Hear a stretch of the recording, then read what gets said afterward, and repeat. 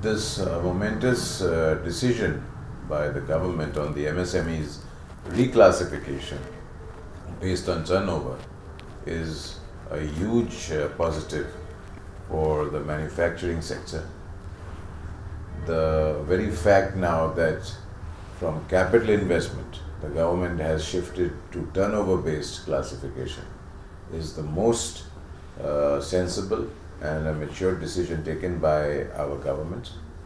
And now the medium enterprise is classified between 75 crore turnover to 250 crore turnover. And a small enterprise is turnover from 5 crores to 75 crores. And a micro enterprise is turnover of up to 5 crores. And plus, this will be considered as a priority sector lending. So this has opened the doors for the banks to now lend to the MSME sector.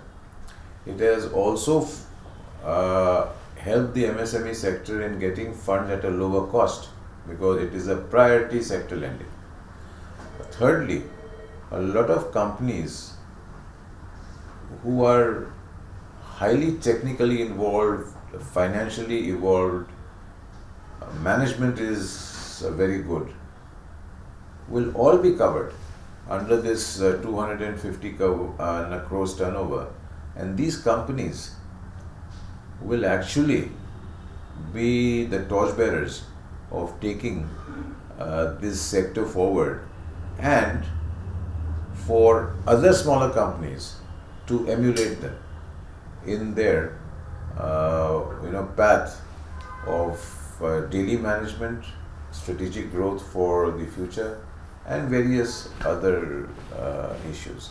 Secondly, the very fact government was very practical by coming out with policy number 2 for the MSME sector, and that is NPAs will only be classified if the MSME unit having a turnover of up to 250 crores, if they default, and the default is for more than 180 days. So this limit has increased from 90 days to 180 days, which is a great relief for the MSMEs, and this was a point which was made by our chamber.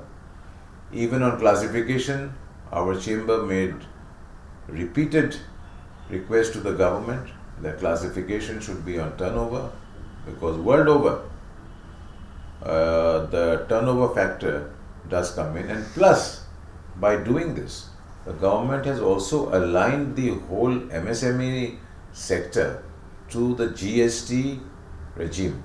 That's also a big positive on this.